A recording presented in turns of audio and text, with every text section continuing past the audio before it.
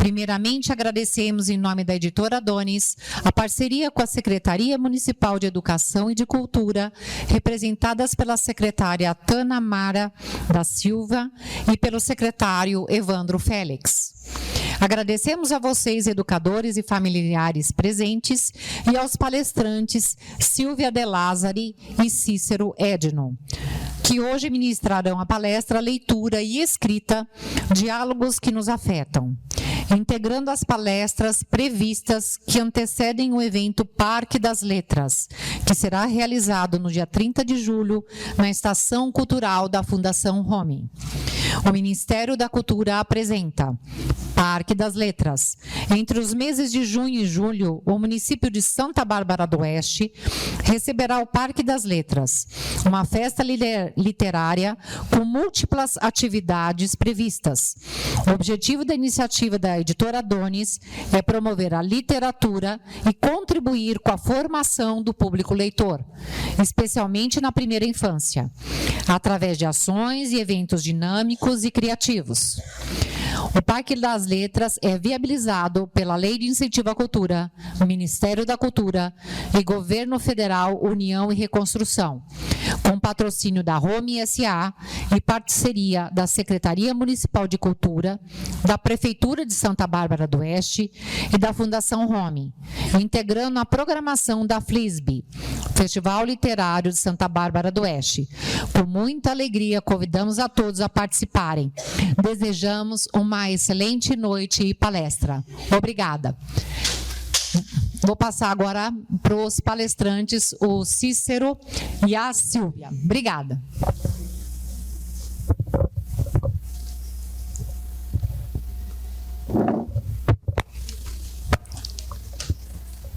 Muito boa noite. Sou Cícero, como a Silvia já disse, a outra Silvia aqui, minha querida amiga Silvia. A gente estava falando ali um pouco sobre a dinâmica da palestra, e aí pensamos em falar um pouco da nossa experiência enquanto escritores e educadores, um pouco do que cada um acredita, e até porque esse tema foi escolhido. E sabendo disso, dito isso, ouvi um pouco vocês em relação ao que tipo de dúvida isso causa, para a gente tentar ser o mais prático possível, não ficar falando só das nossas ideias, mas ouvir também o que afeta vocês, porque também é o título da palestra. Então, a gente vai dividir essa primeira parte assim, vai falar um pouco do que a gente faz e do porquê a gente escolheu, né, o tema que está aqui, e aí a gente quer ouvir um pouco, se vocês têm dúvidas em relação a isso, e o que isso significa ou importa na prática de vocês também, enquanto educadores. O que faz sentido do que a gente falou. Começo eu? Começa você? Sim, boa noite. Sim, pois não, claro. Boa noite. Nós estamos aqui exercitando a flexibilidade, a gente já saiu do lugar planejado, não vamos usar mais o projetor aqui, porque a ideia primeira, minha e do Cícero, é envolver vocês nesse momento aqui, que seja uma grande prosa, né? Que nós aqui, enquanto palestrantes, nós tragamos as nossas vivências, as nossas experiências, mas também que a gente possa comungar essas nossas vivências com vocês. Tá? Então, essa é a nossa proposta primeira com esse tema. Vamos falar do tema? A gente queria juntar essa prática que a gente tem com a literatura e com a educação. Eu sou educador de formação, também sou escritor, trabalho com teatro, com música. E as coisas sempre andaram paralelamente. Hoje me perguntaram o que eu faço, né? O que é também. Eu sou artista também ou educador também. E eu nunca soube definir assim, o que eu era também, porque as duas coisas andaram sempre muito parelhas. Eu me lembro até de um tempo atrás a pessoa falando assim, mas quando você fizer sucesso, o que você vai fazer? E eu falei, eu acho que eu já faço o maior sucesso, né? Porque é muito particular, né? Muito pessoal. Aí eu tenho a minha referência de sucesso, que tem a ver com a nossa fala aqui hoje também. Quando eu estava escrevendo em casa, ainda muito jovem, e minha mãe falou para o meu pai, silêncio que ele está trabalhando. Então, isso para mim já era um sucesso enorme, de ter esse reconhecimento dentro da própria família. Então, essas duas coisas sempre trabalharam juntos, e eu tenho certeza que a literatura e a educação nos afetam. A Silvia até deu um exemplo agora há pouco, né, que um dos sentidos da palavra é trazer prejuízo. Aí eu falei para ela, é porque crescer dói. Então, toda vez que a gente quer trabalhar com algo que vai nos fazer refletir, seja o processo educativo, seja a nossa riqueza literária, a gente sempre terá esse momento de reflexão e ele, em alguns momentos, pode nos trazer algum tipo de dor. Então, tentando aqui trazer para o tema, a minha vivência, o que me trouxe até aqui, o que me faz escritor e educador, é um trabalho paralelo com as duas coisas, advindo de uma educação familiar bem diferente. Assim, eu, quando criança, apresentei comportamentos, vou dizer assim, muito diferentes das crianças da minha idade. Eu tinha brincadeiras muito diferentes, eu perdia tempo com muito tempo de imaginação, eu brincava com coisas que não eram brinquedos, tipo pedaço de folha rasgada, e a partir daí meus pais perceberam que eu... Opa, tudo bem? Posso trocar com você também?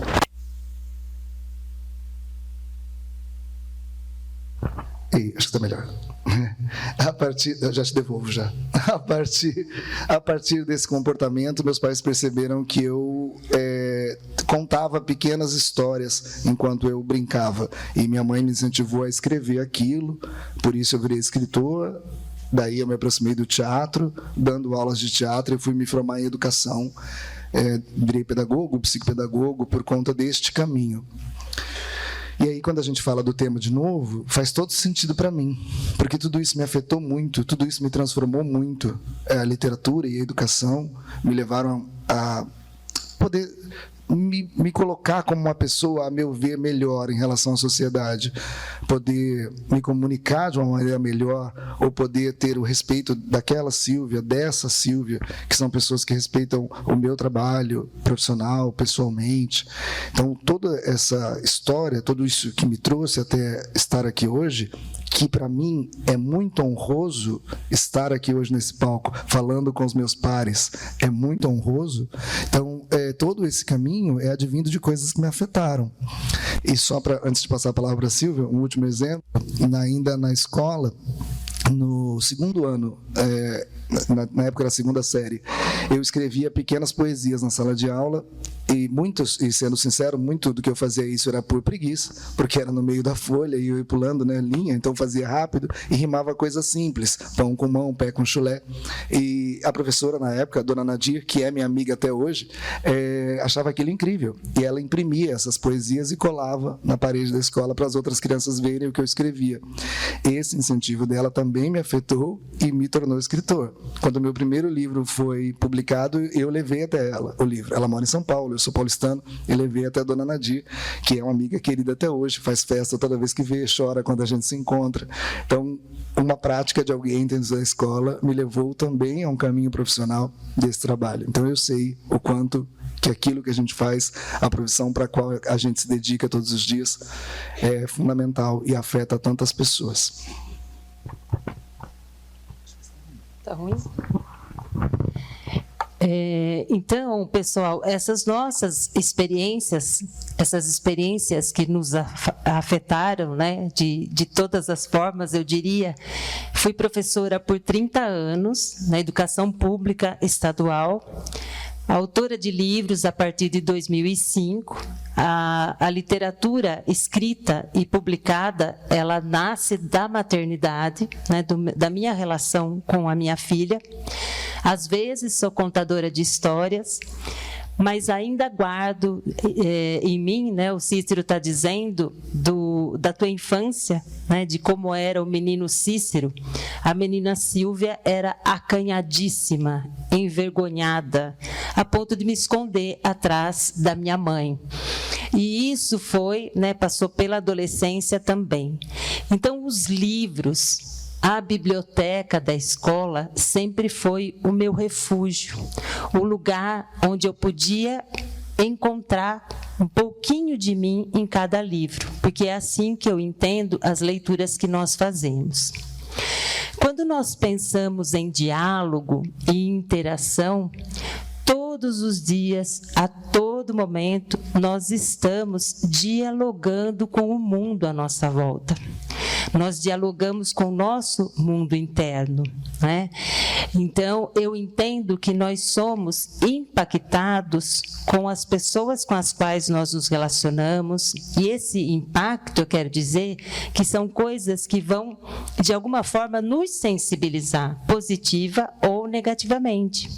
Né, diante de uma imagem, hoje à tarde eu pensando, né, até o silêncio ele comunica. Se a gente chegar na casa de alguém que costumeiramente as pessoas conversam muito alto, dão risada, e a gente ouvir o silêncio que aí está presente, nós vamos ter alguma estranheza, dizer, nossa, por que está tão silencioso aqui? Então, esse silêncio comunica. Então, tudo comunica. O tempo inteiro, nós estamos nesse diálogo com o mundo externo e com o mundo interno, mais apropriadamente, quando nós lemos. Então, hoje, dizer dessas nossas experiências com a leitura, trazer um pouquinho, né, do que eu vivi com a leitura, de algumas leituras impactantes nas salas de aula, né, onde eu estive fazendo meu trabalho de professora de língua portuguesa. Muito interessante que o olhar do outro também ele muda o olhar da gente sobre algo que nós lemos, sobre algo que nós vemos. Então, é muito bacana esse diálogo que se estabelece em todas essas instâncias, em todos esses lugares, com todas as pessoas, com todos esses nossos objetos de observação. Tá? Então, a gente pensa em dizer para vocês hoje o quanto também, né, Cícero, é individualizado, é muito subjetiva a nossa relação com a leitura e com a escrita. E apesar de subjetiva, eu acredito que para todos muito importante. Né? Eu vou passar um pouquinho para você complementar isso sobre o diálogo. Né? E antes, eu gostaria de saber, aqui nós temos hoje só professores ou também pais de alunos? Tem algum pai de aluno também? Ah, legal. Para a gente conhecer assim de antemão o público. Então, é sobre isso, né, que é interessante a gente dizer. Quem está na sala de aula, ou pais e mães que leem para os seus filhos, sabem da importância, né, do papel desse que oferece essa leitura, né, da mediação de leitura. Então, a minha experiência ela é muito grande no terreno da leitura, como mediadora que fui, como professora de sala de aula que fui. E aí, o olhar do outro sobre o mesmo livro, sobre o mesmo texto, muitas vezes ele é diferente. E ele colabora para que a gente também modifique ou ainda, né, complemente o nosso olhar. Dentro disso que a gente está dizendo, a gente vem para falar também com pais, mas também com professores, de que forma que a gente poderia auxiliar se a leitura é algo tão importante. Aí você fala, não, mas vocês são escritores, vocês acham que é importante porque vocês querem vender seus livros também, mas há mais do que isso, há um fundamento realmente social, comunitário, às vezes até humano, eu acho que às vezes não, principalmente humano, da gente entender como é a nossa cultura, entender como os demais de nós pensam, e não há um outro caminho hoje a não ser a leitura, não só de livros. Hoje o hiperlink na internet também ajuda a gente a entender a construção cultural que a gente fez. Porque existem várias pessoas pensando sobre o nosso convívio enquanto seres humanos. Eu vou citar um aqui, por acaso não é brasileiro, mas eu gosto muito de literatura brasileira, mas o Yuval Harari, que escreveu Sapiens, que é um livro muito impactante, de pensar um pouco a nossa postura enquanto ser humano, a nossa crença em relação às instituições sociais. Então, é um livro impactante, e eu estou citando ele por isso, porque eu não vejo muitos nossos jovens, das crianças, falando, esse livro é incrível. Como a gente cria esse gosto da pessoa chegar e falar, não, lê esse livro, que isso aqui, como a gente faz com filmes às vezes, ou com música às vezes, como é que você precisa, é incrível aquele livro, leia aquele livro. A gente têm dificuldade de ouvir as crianças lendo isso. E hoje eu vejo as crianças lendo mais. Eu coordeno um curso no colégio, no Fundamental 2, e as crianças do Fundo 2 têm lido mais do que eu tinha visto antes. Eu não sei se é pós-pandemia, mas assim, toda hora tem alguém com um livro lendo. Não são os clássicos, mas eles estão lendo. Isso já é muito importante. Então eles gostam, estão afins, estão querendo, estão com gosto pela leitura.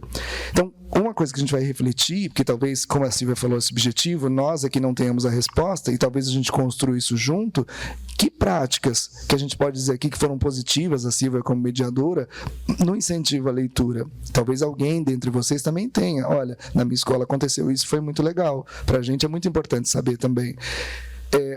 É por isso que a gente entende que faz sentido estarmos aqui hoje, porque estamos pensando em incentivar a literatura, não só porque somos escritores, mas porque acreditamos que realmente afeta as pessoas, transforma o mundo. Então a gente vai fazer isso em conjunto aqui hoje. Eu gostaria de trazer para vocês algumas experiências que eu tive na sala de aula e com livros assim que eu costumava usar anos seguidos.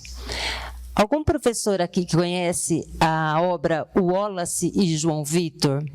Vocês já ouviram falar desse livro?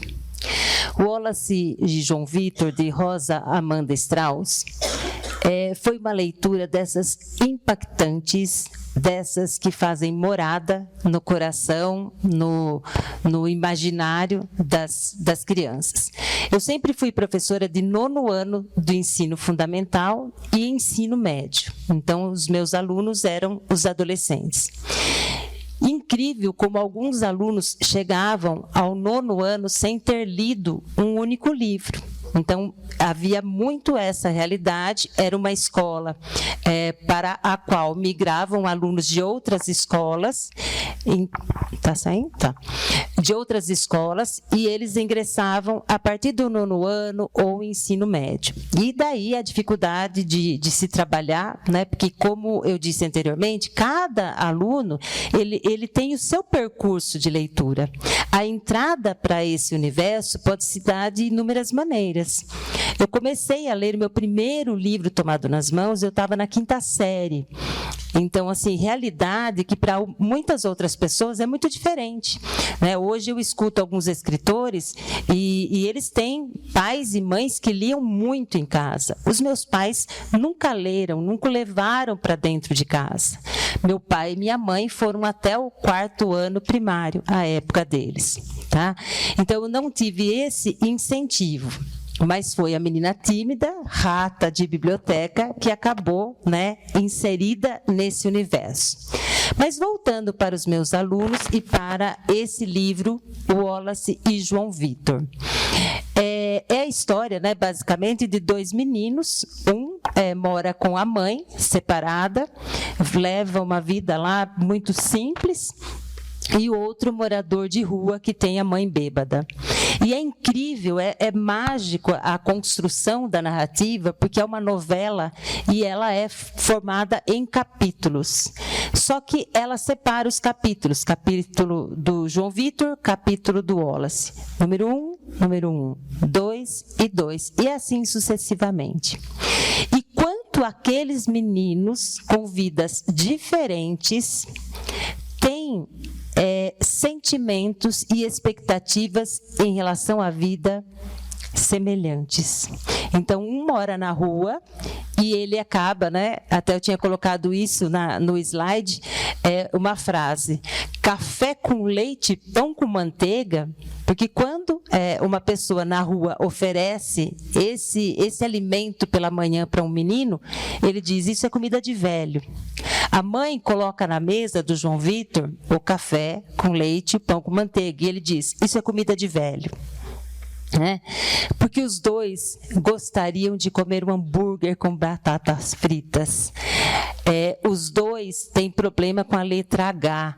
Um porque leva a pior nota na prova de ortografia. O outro nem na escola pode ir, porque ele é um menino de pés descalços e que não tem nem a certidão de nascimento. Mas ele fica encanado com a letra H, porque hambúrguer é escrito com H, mas não soa quando ele diz, né? O H não faz serviço algum na palavra, ele vai dizer. E essa experiência foi muito interessante, gente, porque os meus alunos, eles se identificavam demais com esses dois meninos. Esses dois meninos que diziam sobre a realidade deles, as vontades deles, as expectativas deles. Então, foi assim,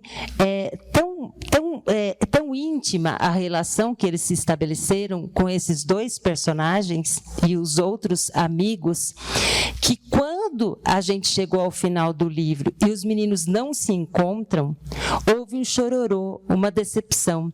Como quem, né, acompanha as novelas televisivas e quer sempre, porque a gente, como ser humano, eu acho que a gente espera muito isso, né? O final feliz. O felizes para sempre fica marcadamente no nosso imaginário. Então, a gente vive lá aos trancos e barrancos, mas a gente espera por esse final feliz.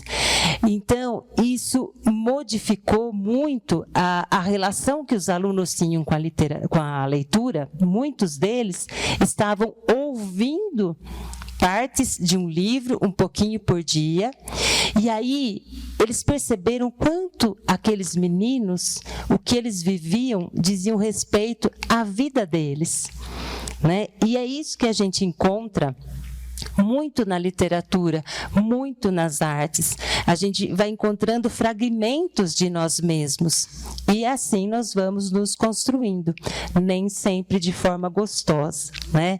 Então, o afetar é essa ideia, há leituras que nos afetam, mas que possibilitam, né, que a gente ressignifique e, acima de tudo, que a gente se mova, né, em prol de uma mudança interior, de uma mudança para a nossa vida.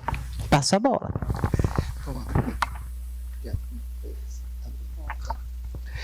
A gente vai ouvir vocês um pouquinho, quiser falar. Só antes, a Silvia me lembrou uma coisa muito interessante, né? Como é que a gente cria esse gosto, esse sabor pela literatura? E ela falou, né? Meus pais também têm só o Fundamental 1 e sou de uma família de origem nordestina. E o avô do meu pai dizia para o pai dele não mandar as meninas na escola, porque a escola era perca de tempo. Elas podiam estar ajudando na roça e estavam perdendo tempo na escola. Ele dizia isso para elas. E elas iam, as irmãs mais velhas, minhas tias, iam. E um dia ele viu, por um grande acaso, elas pegaram um cordel, estavam lendo na sala e esse meu bisavô ouviu. Ele achou divertidíssimo e disse para elas, vocês sabem ler, ele não disse ler, mas assim, vocês conhecem esses desenhinhos, é muito engraçado. E ele queria ouvir cordel. Ele passou a comprar toda semana cordel para que elas pudessem ler para ele. Ele achava aquilo divertidíssimo, que elas sabiam o código. Elas sabiam ler o que estava ali. Ele achava uma perda de tempo primeiro e depois ele era o maior incentivador para que elas lessem aquilo, porque ele nunca teve acesso. Então ele achava aquela decodificação que elas faziam, uma coisa mágica. E ele nunca mais falou de não ir na escola. Isso para eles era importante. Então, gostaríamos de ouvir vocês também. A Silvia está com o microfone ali. No sentido assim, tem uma experiência para compartilhar, a gente gostaria muito de ouvir, mas também aquela pessoa que vai falar assim, Cícero, Silvia, eu tenho muita vontade de fazer o que vocês estão falando, assim, começar uma mediação, mas eu não tenho ideia de por onde. Como faz? Eu tenho vontade, mas o que fazer? Então, quem quiser, essa pergunta também para a gente é importante. Alguém? Calma, devagar. Brincadeira. Não dividindo experiência com a gente ou perguntando. Fiquem tranquilos, vai dar tudo certo. Não? Posso falar de uma experiência minha, vocês vão pensando? Uma sala boa, silenciosa, essa é... Ó, eu vou dividir uma experiência. Me perguntam sempre, quando eu vou nesse tipo de evento, como fazer para as crianças terem o hábito da leitura, que é de fato um hábito. Eu acho que a gente precisa ter a oportunidade de deixar livros que não nos agradam. É um caminho muito importante. Porque você fala assim, ó, esse livro aqui é maravilhoso, leia. A criança começa a ler, não gosta, acha que literatura é só aquilo e nunca mais vai querer ler. Cada um tem o seu gosto. Então, assim, eu tenho que dar oportunidades que ela leia mais de um tipo de livro.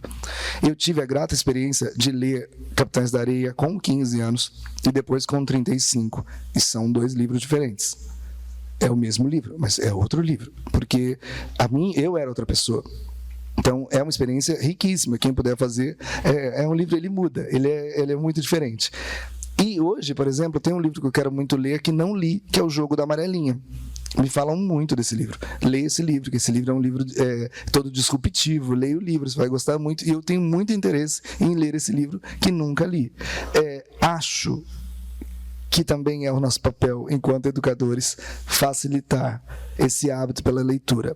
Eu não consigo mexer no gosto pela leitura, mas facilitar o hábito, eu posso. Faz sentido para vocês? Ok. Agora, vocês querem falar, né? Ainda não. Estão tímidos. Você tem experiência também, Silvia, nesse sentido, da sua mediação? Sim, eu acho que para a gente, enquanto professor, né, e eu fui professora por 30 anos, eu acho que a gente tem uma pretensão de que os nossos alunos gostem de tudo que a gente apresenta. E aí, eu não sei vocês, mas eu tive inúmeras experiências de a gente chegar na sala de aula e ter planejado, né? A gente tem todos os passos para aquela aula ser magnífica. Isso, como hoje a gente tinha um slide, eu já quero descer ali, né, para ficar mais à vontade, mais próxima de vocês. E a gente faz aquela aula assim, imaginando, né? Nossa, vai sair todo mundo daqui amando o texto que eu escolhi. E aí a gente se decepciona, porque a nossa expectativa é grande demais. E recentemente eu fiz uma live com o Cícero e nós conversávamos sobre isso. Há livros que a gente tem que deixar pelo caminho, há hábitos que a gente tem que deixar pelo caminho, há pessoas que a gente tem que deixar pelo caminho. Então não pode ser diferente com o livro. Eu também comecei a ler o ensaio sobre a cegueira, do Saramago, e foi uma leitura que não avançou. E olha que como nós somos diferentes leitores, né? O Cícero não guarda os livros que lê, eu guardo praticamente todos os livros, né? Eu tenho um apego material pelo livro, né? Mas assim, também o apego por ler o livro até o final, porque eu adquiri, porque eu coloquei na lista dos livros que eu quero ler. Mas será que eu preciso? Será que eu tenho que chegar ao final do livro? Né? Não, porque aí a gente vai encontrar aquele lugar de embate. É um livro que de cara vai fazer mal para a gente, né? Por isso que da minha experiência, e a escola pública, ela muitas vezes ela tem escassez de material, né? Esse Wallace e João Vitor, acho que tinha 5 exemplares na biblioteca, eu peguei todos eles, deixei no meu escaninho, para ninguém ir conhecer a história antes do final, né? Mas, assim, o fato de eu não ter livros iguais, do mesmo título, para todos os alunos, favorecia que as idas à biblioteca fossem para eles, a partir do título, terem vontade de ler. E aí, aqueles livros que eles gostavam, eles propagavam. E não precisava a gente dizer, olha, hoje é o dia de você fazer um cartaz dizendo qual é o livro que você gostou. Não precisava, era boca a boca. E aí, um já ficava na fila, olha, professora, esse livro aqui, quando ele terminar, eu vou ler também. E esse é o trabalho. E o trabalho entusiasmado da gente, obviamente, né? Quando a gente gosta de um texto, e o Cícero vai me fazer ler de novo Capitães na Areia, agora com pouco mais de 35, né? Porque eu acho que é isso também, né? São experiências diferentes. Se a gente pensar, né? Eu tenho certeza que para a minha filha, que aguardava a mãe chegar à noite, bem noite, porque eu trabalhava em 3 períodos, chegar em casa e naquele instante, bem curto, né? Era um instante de contação de história ou de leitura de um livro infantil, ali era o lugar, o tempo, com quem estava, que título era e quanto de afeto estava envolvido. Então, de repente, você tem que ler esse livro para responder a 10 questões sobre esse livro. Né? Há uma diferença muito grande. Por isso que ainda a gente tem adolescentes, jovens e, mais do que jovens, dizendo que não gostam de ler, porque as experiências não foram boas. Né? Então, é isso. Vamos continuar a prosa, esse pessoal não quer perguntar nada. Eu tinha colocado entre os nossos slides para citar a Juliana do Primo Basílio. Alguém já leu o Primo Basílio? Já? Duas ali, muitas. Vocês lembram da Juliana, com certeza, a empregada. E a maioria das pessoas que leem o Primo Basílio tem uma raiva profunda dela. Mas pense um pouco, a Juliana não existe de fato. Ela é um personagem criado por alguém para que você sinta a raiva dela. Se esse autor consegue fazer isso, ele sabe muito sobre nós, sobre o nosso imaginário coletivo, sobre nossa existência enquanto seres humanos. Esse autor sabe muito sobre nós. Ele observou muito a gente, as pessoas em volta dele, a sociedade que ele vivia e, sobretudo, a humanidade. Ele observou o nosso movimento enquanto humano para que ele pudesse, escrevendo, criar alguém que cria o mesmo asco em todas as pessoas. Ela é asquerosa, né? Parece que você está vendo a pessoa, de tão bem escrito que é aquilo. Não só o domínio das palavras que o autor tem, mas essa percepção de ler muito bem as pessoas e conseguir transcrevê-las no personagem. É sobre isso a literatura. Mais do que só escrever, que não é pouco, é sobre entender como a nossa cabeça funciona. É sobre entender sobre a nossa existência e, com isso, conseguir tocar o nosso imaginário coletivo. Isso tem muita importância. Isso tem uma ligação muito forte com a educação. Uma ligação muito forte. E eu sempre, por ser artista e educador, eu sempre faço essa separação. A arte é uma coisa, a educação é outra, e elas conversam. Elas são primas e irmãs. Não são a mesma coisa, mas são muito chegadas. Elas se gostam muito. Eu tive a oportunidade de falar sobre isso uma vez com o Ziraldo. Estive com ele na casa dele uma vez e falamos sobre isso. Sobre como não se mistura, não é quase como água e óleo, mas ao mesmo tempo elas se falam, elas querem interagir uma com a outra. Estou me referindo à arte e à educação. Porque as duas... Tem um documentário, vocês puderem assistir, que é maravilhoso, que chama Eu Maior. Já viram? Eu Maior? O Cortella abre o documentário. Já viu? Não. É muito bom. Chama Eu Maior, tá no YouTube. Pode fazer propaganda do YouTube? Não, tudo bem, né? Aí, nesse documentário... vocês conhecem esse programa no YouTube? Acho que já viram. Nesse vídeo, o Cortella começa falando que a arte, a ciência, a filosofia, todas elas tentaram... foto. Lá tem foto. A gente está ficando famoso. Todas elas tentaram explicar o mundo pra gente. E é isso que a gente tenta fazer o tempo todo. A realidade vem na nossa direção e a gente tenta explicar. Nós, que temos um defeitinho, que é a sensibilidade para fora do corpo, esse é o nosso defeitinho, a gente quer expressar isso, porque fica batendo dentro da gente, no nosso sentimento, na nossa cabeça, e a gente quer colocar isso para fora. Há um tanto de vaidade naquilo que a gente faz. Isso é um fato, a gente não pode negar. É um tanto vaidoso, é um tanto vaidosa a nossa profissão, mas... Quero dizer pela Silvia também, sei por mim, que é muito mais uma questão de colocar para fora o nosso sentimento, de ficar em paz. Envolve vaidade também, mas é muito mais uma questão de estar bem. A gente escreve, se expressa para estar bem.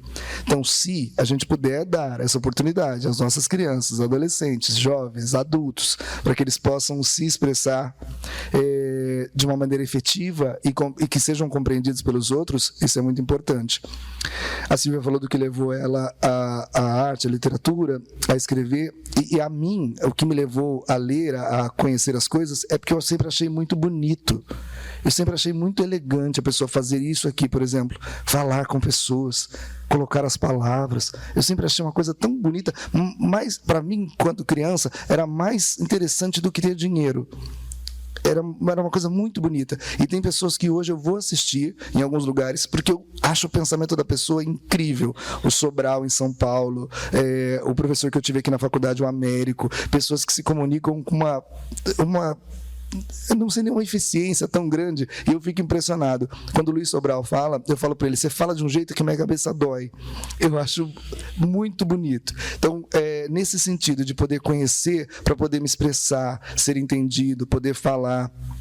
E terminando a minha fala para a pastora Silvia, em última instância hoje, e me é muito importante, de novo, é ter a amizade, o respeito, o trabalho, o carinho de pessoas como essas Silvias que estão aqui, que são pessoas queridíssimas, profissionais incríveis, fazem o seu trabalho muito bem feito, aí vão fazer um projeto e falam assim: Cícero, eu queria que você viesse aqui participar.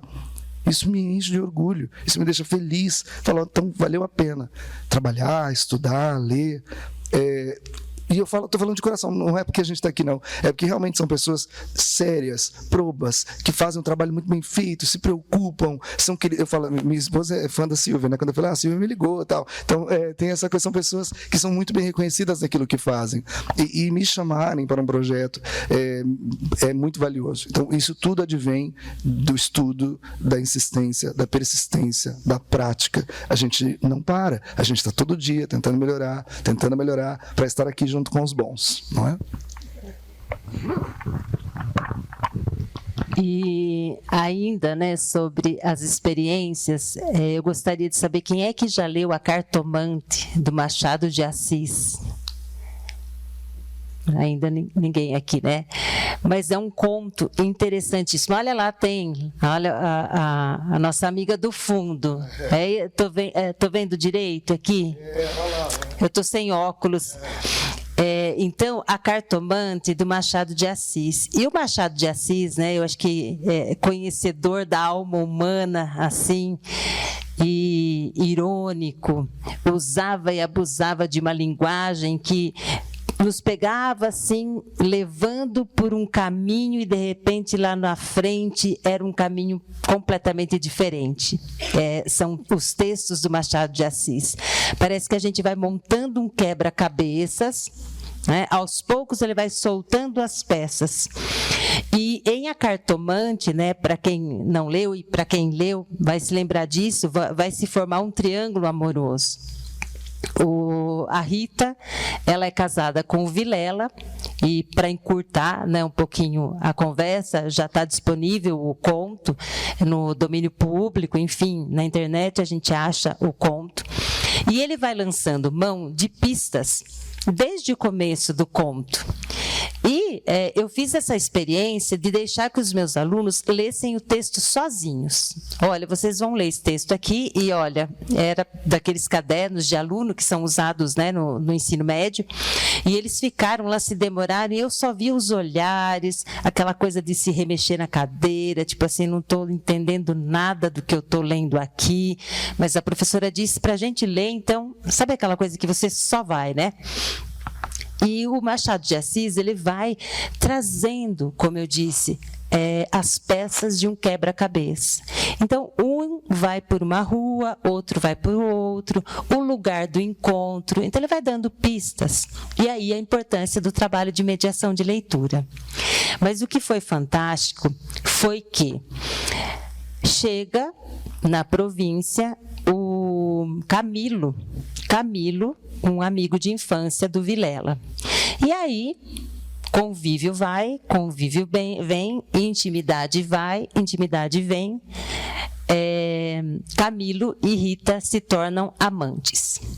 No começo, isso dá um incômodo muito grande. Como é que eu, muito amigo de Vilela, vou, né, ser amante da esposa dele? Aquilo causa um incômodo muito grande. Ele fica com remorsos, né, um peso na consciência. E aí vai chegar um momento que o Machado de Assis vai escrever assim: adeus escrúpulos, o sapato agora se acomoda aos pés. E é muito interessante, porque é uma linguagem figurada. E aí os alunos se entreolhavam: o que significa isso? O que será que tem a ver o sapato aqui dentro dessa história? Eles que estavam começando a engatar o entendimento da narrativa, né? O que tem esse sapato aqui? E aí um assim: é que quando a gente compra o sapato, ele normalmente vem apertadinho, a gente não consegue nem vestir uma meia mais grossa, incomoda, faz uma bolinha assim.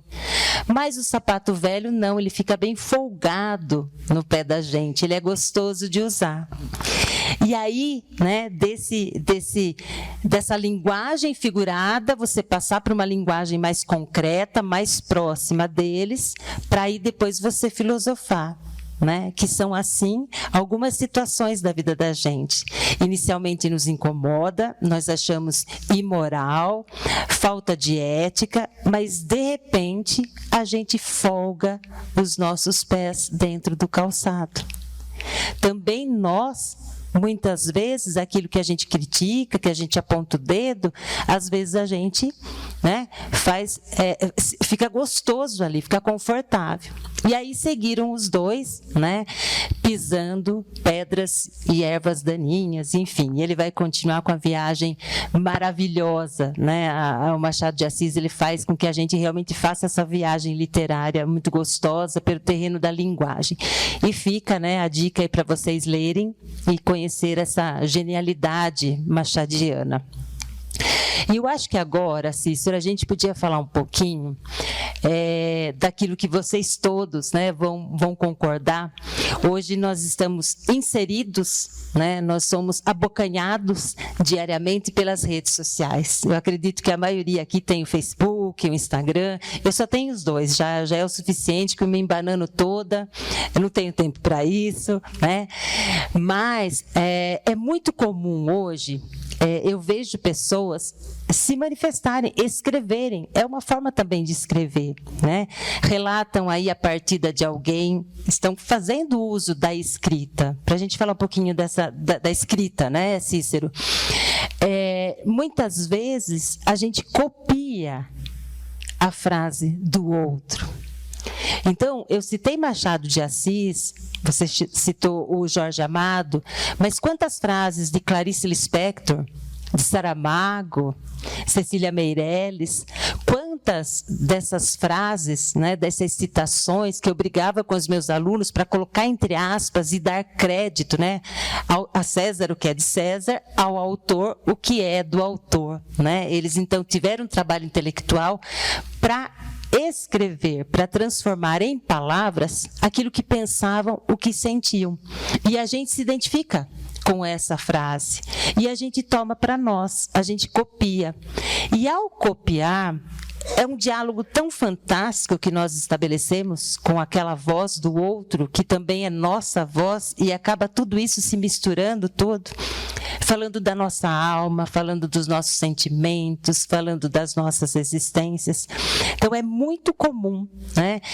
E essa é uma prática muito antiga. Eu fiquei sabendo recentemente que é uma prática muito antiga, né? Eu lembro muito que eu tinha, assim, a última folha do meu caderno de colegial era uma folha destinada a alguns insights, algumas frasezinhas pobres, né? Simples demais para a época, alguns desabafos de adolescente, mas também para copiar essas frases que eu via nos livros, eram os livros didáticos, né? E aquela frase eu tomava por minha, né? Ela dizia sobre mim. Então, eu acho que ali é o papel fantástico da literatura.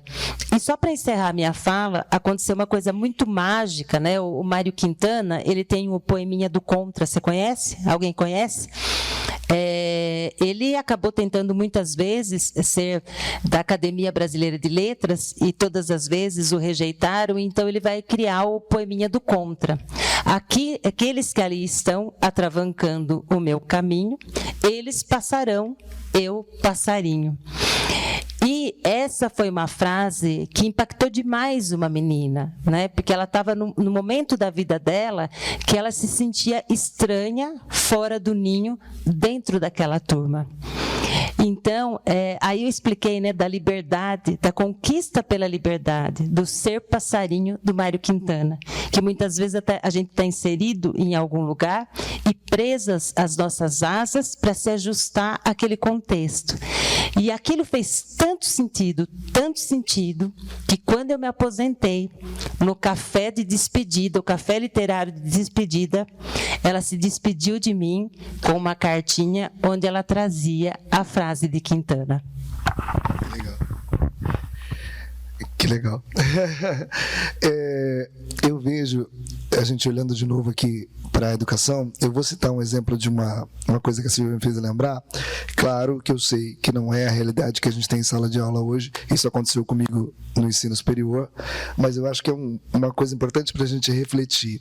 Eu estava numa aula no curso de pedagogia, e eu quero lembrar de novo que não é para toda a sala de aula, sobretudo com os pequenos, mas eu estava na sala de pedagogia e eu citei alguma coisa no canto da sala. A professora era a professora Tânia, a saudosa professora Tânia. Alguém aqui fez Unisal? Unisal? Não. Sim, conhece a professora Tânia? Era a professora Tânia. E ela estava escrevendo na lousa e eu citei alguma coisa no canto ali. E ela falou assim, vá ler. Você já leu Escutas a Ninguém? Eu falei, não. Você já leu? Não, então vá ler. Aí eu falei assim, como assim? Não, sai da sala, vai na biblioteca que tem, vai lá ler. Aí eu falei assim, não importa mais o que eu disser aqui. Ela falou, vai agora, sai da sala, vai lá ler. Eu falei, eu fiz alguma... Não é uma bronca, é para você ir ler, vai agora. Aí eu saí da sala e fui. Fiquei na biblioteca, sentei no chão e li o Escutas a Ninguém, que é um texto incrível. E tinha muito a ver com o que eu estava dizendo para ela. Ela disse exatamente, não importa mais o que eu disser aqui. Você tem que ler isso agora, vai lá ler. Eu saí da sala e fui ler, tinha presença, fiquei com nota e tudo mais, da genialidade do que ela estava fazendo. Então eu sempre penso, e quando eu digo isso, eu digo, se a educação fosse mais exclusiva no sentido bom da palavra, a gente não precisaria de tanta inclusão.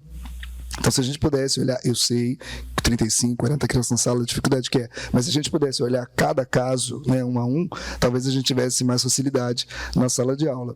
Mas é uma coisa que me tocou muito, essa possibilidade dela de ouvir eu dizendo algo, saber que tinha um texto relacionado àquilo que eu estava perguntando e me tirar. Ela falou assim, vá lá, fique o tempo que precisar, que é lá que está isso aí que você está falando. Isso me toca profundamente.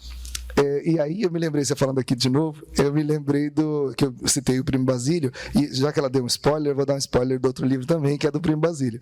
Em algum momento, esse primo manda uma carta para essa moça do livro, que era muito bem casada, tinha um casamento e tal, e esse primo manda uma carta, porque eles se interessam um pelo outro, esse é o Primo Basílio. E ela lê essa carta. E o Essa diz essa carta pra gente de um jeito incrível, que inclusive a Marisa Monte coloca na música Amor ela viu. Aquele texto que a gente viu o Arnaldo recitando é esta carta, é a descrição dessa carta no livro do Essa de Queiroz. Então eu vou tentar aqui rapidamente, e se eu me esquecer, vocês me perdoem. Ele fala, ela pega a carta e a descrição do Essa de Queiroz é essa. Tinha suspirado, tinha beijado o papel devotamente. Era a primeira vez que lhe escreviam aquelas sentimentalidades, que é a carta do primo. Seu orgulho dilatava e seu calor amoroso saía delas, como um corpo ressequido que se estira num banho tépido. Sentia um acréscimo de estima por si mesma e parecia que entrava, enfim, num momento superiormente interessante, onde cada hora tinha um intuito diferente. Cada passo conduzia ao êxtase e a alma se cobria de um luxo radioso de sensações. É incrível, não é? Não é incrível? Ela só está lendo uma carta. É muito bem escrito. Então, assim, se alguém, em algum momento, pôde escrever algo, eu fico emocionado com isso. É uma coisa assim. Porque pensa... Ela tinha beijado o papel devoto. Ela só está lendo a carta, mas é tão bonito. E ele sabe construir tão bem essas palavras e nos colocar de uma maneira que faz sentido tão profundamente para nós, que seria uma traição a gente não incentivar os nossos alunos a escrever ou ler. Precisa ler este livro? Não.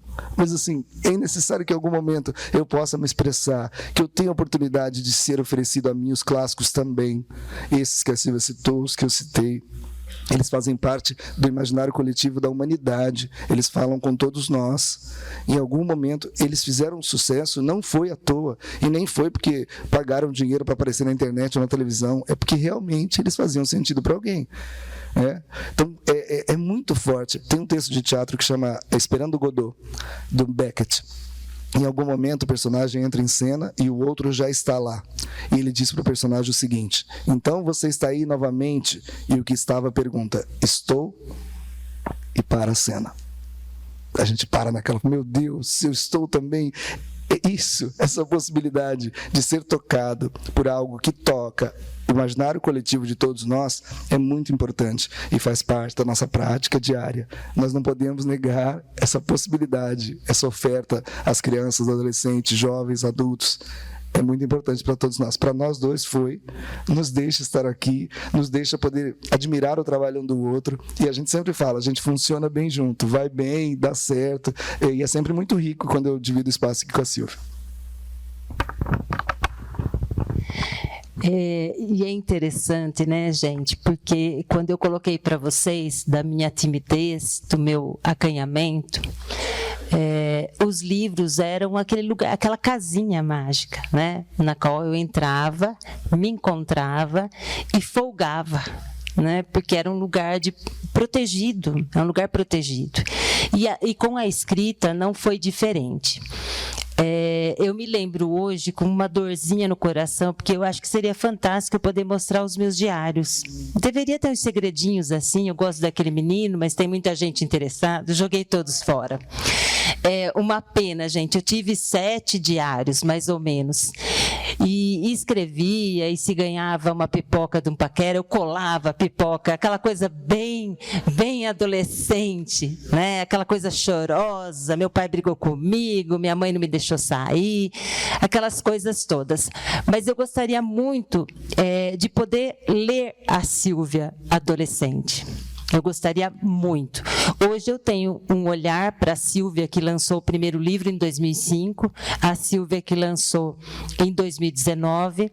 Tenho agora um outro olhar sobre a Silvia, que está construindo um livro de poemas, e é onde eu me entrego e me esparramo sensivelmente, que é um lugar que eu quero estar para sempre, no gênero poético. Ele me abre possibilidades. E na sala de aula, já que a gente está falando tanto hoje em arte, em leitura, escrita e educação, eu acho que é muito válido a gente dar voz para os alunos, e hoje eu estou aposentada, né, e eu posso dizer que muitas vezes sair um pouquinho daquele currículo, daqueles gêneros textuais que devem estar na sala de aula, para dar lugar para essas emoções dos adolescentes. Eu ia até trazer aqui, mas a gente está com um tempo corrido. Tem um texto muito bacana que se chama Passagem pela Adolescência, que é da Roseli Saião, psicóloga, e ela vai falar que os adolescentes, eles não têm um lugar de diálogo interrogador, que não são mais crianças, para as quais, né, os pais as acodem para tudo, e não são mais adultos, não são ainda adultos. Eles ficam ali, né, naquele lusco-fusco de ser humano, cheio de dúvidas, de medos, de insegurança. E a escrita, ela cabe muito bem ali. Ela cabe muito bem. E eu faço desde 2015, quando eu lancei meu livro de memórias, uma narrativa autobiográfica, porque para mim sempre foi muito importante a escrita de si mesmo. Nem sempre publicável, nem sempre para publicar, mas a escrita que a gente pode fazer para conversar conosco, para conversar com a gente mesmo. Então, são os diários, são os desabafos. Muitas vezes eu acordo, eu sou praticante de meditação, eu vou para o meu escritório, pratico a meditação, e em seguida eu me sento para escrever. E o que vem? E é incrível como a gente encontra, no lugar da dor, muita motivação para a escrita, né, Cícero? A gente que escreve. Lógico, tem gente escrevendo sobre alegria, tem gente que faz stand-up, tem que faz comédia, a gente ri das nossas coisas todas, mas para mim, para a Silvia, a escrita, ela foi sempre o lugar da dor, da saudade, e um lugar que não me é triste dizer, mas é um lugar em que eu encontro para ressignificar eventos que me foram traumáticos. E aí, esse ano eu fiz essa opção. Eu quero escrever sobre mim. E gostaria, né, quiçá, se acontecer, que as pessoas se encontrem naquilo que eu escrevo sobre mim. Porque é o que a gente está falando recorrentemente desde o início dessa fala hoje. As leituras nos atravessam, mas abrem tantas possibilidades. A escrita, da mesma forma, nos afeta, nos sensibiliza e nos dão a chance de nos conhecer melhor. Então, a leitura, ela possibilita o autoconhecimento, a escrita também. Porque quando, por exemplo, eu estou confuso, se eu coloco aquela confusão no papel, é como se eu estivesse desenovelando, né? Aquele emaranhado de coisas. Parece que eu vou organizar. Não chega a ser uma planilha Excel, né, que a gente coloca tudo numa caixinha, mas a gente escreve. Então, você está sentindo, é muito terapêutico, né? Por isso que hoje a gente vê tantos cursos de escrita terapêutica, escrita curativa, porque o escrever é efetivamente um lugar de a gente acessar as nossas dores, as nossas memórias, a nossa história, e a oportunidade de ressignificar, de reconduzir. É um lugar que nos obriga a se mover, né? Então, é muito bacana. E quando eu fazia trabalho com os meus alunos, né, nesse terreno da memória, vinham coisas fantásticas. E aí você fala assim, nossa, mas o adolescente tem memória, né? Parece que memória é coisa de velho, né?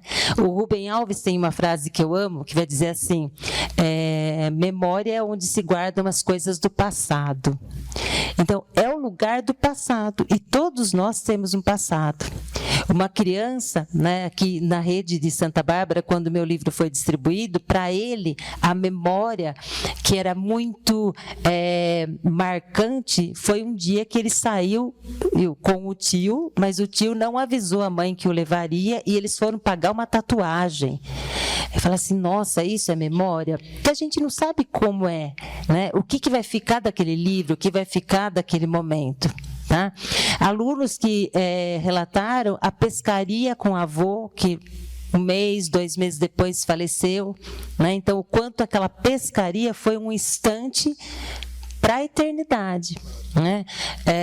A criança que foi adotada e que saiu de um lugar, né, de risco, e tem um quarto todinho decorado só para ela. Então, isso aparecia nesse texto de memória. Enfim, né? Para dizer, né, conhece-te a ti mesmo, é isso? Né? Então, muito nós podemos nos conhecer nesse terreno da palavra lida, né, escrita, falada, enfim. A gente vai encerrar isso? Está no horário? 5. Eu queria encerrar deixando alguns exercícios práticos para vocês e uma brincadeirinha. O exercício prático, um que eu fiz, e depois eu vou deixar até o endereço, posso fazer isso, né? Do contato, que é o Pergunte ao Escritor. Tanto no Instagram quanto no YouTube. Pergunte ao Escritor, que eu posso explicar depois com calma lá. Mas é assim, ó. Eu peço para as crianças escreverem um cotidiano, um momento da manhã até chegar na escola, e eles escrevem isso. Acordei, fui em tal lugar, coloquei a roupa, tal, cheguei na escola. Depois, eu peço para apagar partes desse textinho. E aí eles leem. Normalmente fica mais poético. Então, é muito legal. Fica alguns muito engraçados, mas outros ficam bem poéticos. Tem isso lá no canal do YouTube, que é o Pergunte ao Escritor, mas se perguntarem no Instagram também eu respondo para vocês. Então, o exercício de escrever uma ceninha cotidiana e depois suprimir algumas palavras e leia de novo. Fica muito legal. O outro exercício é de como começar a escrever. Sempre me perguntam, quero começar com as crianças uma historinha. Por onde começar? Eu tenho a fórmula sempre, que eu tinha colocado no slide, que é do patinho feio. É lembrar que toda história começa com um problema. Essa história só existe porque o pato é feio. Se ele fosse bonito, a história acabava. Então, o pato é feio, ele tem um problema, ele precisa resolver. Então, toda história começa com um problema, né? Era uma vez um pato bonito, fim. Acabou, não tem mais história. Então, era uma vez um patinho feio. E vejam, eu lhe dou o personagem para começar. É um patinho. E o problema é feio. E eu faço questão de chamar ele de patinho e não de pato, para que você se compadeça com ele. Então, eu quero que o personagem te ganhe, você sente dó, porque ele é um patinho. Então, já tem uma história. Percebam que toda história partirá daí. Esse problema tentará ser resolvido, vai ter um outro problema no começo, um clímax e o fim. Então, há essa ordem, que eu posso passar também por escrito depois, peçam aí nas redes sociais, mas esses dois exercícios são muito legais. E, por fim, a brincadeirinha que eu falei. Eu sempre conto essa história que é maravilhosa, da criatividade das crianças. Uma vez uma criança, eu dava aula ainda, a criança chegou e falou assim, tio, amarra meu tênis. Aí eu falei, fazendo? Ela falou, um nó. Aí eu... Isso. Eu amarrei na hora, porque eu não sou bobo, né? Se eu amarrei, que eu obedeço. Mas vejam, como isso também fala do nosso imaginário coletivo. Todos nós sabíamos a resposta que eu estava esperando. Todos nós. Isso fala do nosso imaginário também. E não era o que ela respondeu. Então eu falei, fazendo, porque eu queria ensiná-la, né? Passar educação. E ela foi mais esperta que eu. Então, há isso, essa criatividade neles também. Então, os dois exercícios, da poesia do cotidiano e o outro do patinho feio, e essa brincadeirinha para vocês. Fico à disposição, se vocês quiserem procurar nas redes sociais ou no canal do YouTube. Lá tem um curso sobre arte e educação, no YouTube aberto, e tem um outro de teatro, se alguém tiver interesse, quiser passar para alguém, também está aberto lá, tá bom? Encerro agradecendo mais uma vez as duas Sílvias. Eu já falei aqui toda a admiração que eu tenho por elas. Deu certo, sem roteiro, você viu que foi legal? Ela fica maluca comigo, porque eu falo assim, não, chega lá, a gente vai fazer, vai dar certo. Ela fala, não, mas vamos fazer o roteiro, vamos colocar o slide. A Renata também fica maluca com isso. Mas eu acho que a gente consegue, porque ela é tão talentosa como a outra Sílvia, como eu disse, profissionais tão sérias que são. Então, tudo dá certo no final. E vocês foram ótimos. Não fizeram perguntas, mas foram excelentes. Foram excelentes. Então, muito obrigado a todos vocês. A mesma coisa de minha parte. É sempre um prazer, gente, conversarmos, né, sobre isso que faz o coração da gente bater, os olhos da gente, né, brilhar. Eu fui muito feliz na educação. A minha opção pela aposentadoria, novinha que sou, porque eu gostaria muito de seguir, né, com os meus livros, divulgando os meus livros, enfim. Foi essa a minha opção. Então, eu queria trabalhar menos e me parece que na educação a gente tem sempre que trabalhar mais, né? A gente não diminui, a gente sempre aumenta a nossa carga horária. Mas eu fico muito feliz de estar aqui, né, de poder dizer um pouquinho, acho que é um pouquinho do que a gente diz para vocês. E eu costumo dizer em todos os lugares que eu vou falar com as crianças, a história mais bonita mesmo, de verdade verdadeira, é a nossa história. Então, para a gente valorizar a nossa história, mesmo que elas não estejam no livro. Então, por isso, né, colocar esse lugar da escrita, desse serzinho, né, que está sobre a nossa responsabilidade. Quiçá vire livro, quiçá vire texto, quiçá futuramente um Machado ou um Jorge Amado, né? Mas é isso. Então, um prazer enorme. Se ainda vocês tiverem perguntas, a gente ficou aqui, vocês ali, mas a gente gosta da proximidade, né? Então, daqui a pouco a gente desce. Se vocês quiserem prosear um pouquinho, acho que a gente está à disposição. Renata, espera. Obrigada, gente. Foi um prazer.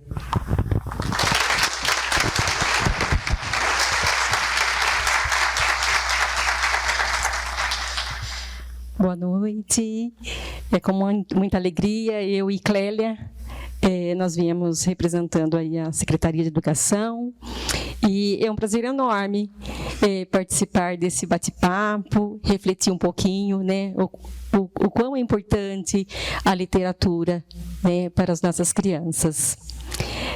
Então, nós agradecemos a presença de vocês, agradecemos a equipe gestora, aqui do Dom Eduardo, a equipe de professores e funcionários, e todos que estão presentes, né, que participaram desse momento tão importante. Apesar de não participar, né, não dialogar, mas com certeza fez a gente refletir, né? A gente pensa aí nos momentos de infância que a gente teve, nos momentos de faculdade, como o Cícero comentou, e aí buscar mesmo, né, e trazer na nossa sala de aula, no nosso convívio com as crianças, né, essa importância da leitura e da escrita. Então, mais uma vez, a gente agradece a presença de vocês.